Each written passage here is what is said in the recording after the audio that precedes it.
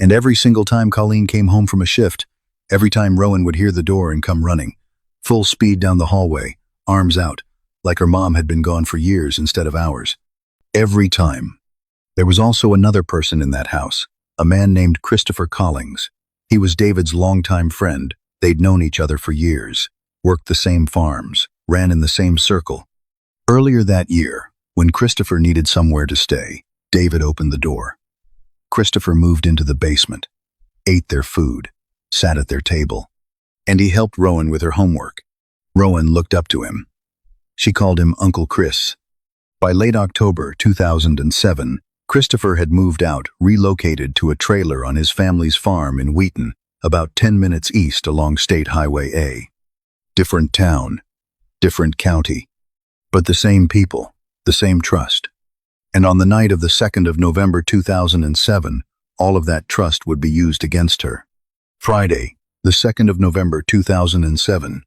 It started like any other night in Stella. 3 guys done with work, looking to unwind.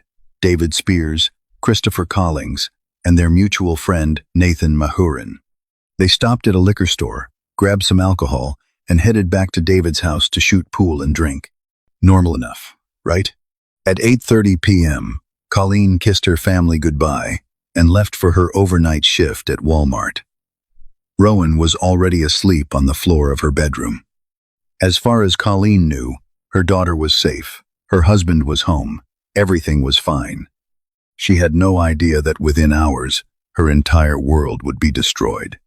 The 3 men kept drinking, then bought more. At some point, Christopher suggested moving the party to his trailer out in Wheaton, about 10 minutes east, along State Highway A. David agreed.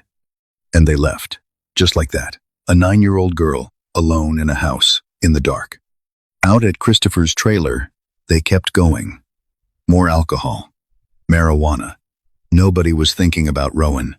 Nobody was checking the time. Around midnight, Nathan decided to call it a night. He was drunk, too drunk, to risk taking State Highway A, where police patrols ran regularly, so he took the back roads instead, the longer way. The slower way. He dropped David off at his house and drove himself home, arriving around midnight. And that should have been the end of the night. But Christopher Collings didn't stay behind. Here's what he did. And pay close attention, because this is the part that tells you everything about what kind of man he was. The moment Nathan chose the back roads, the longer route, Christopher did the math.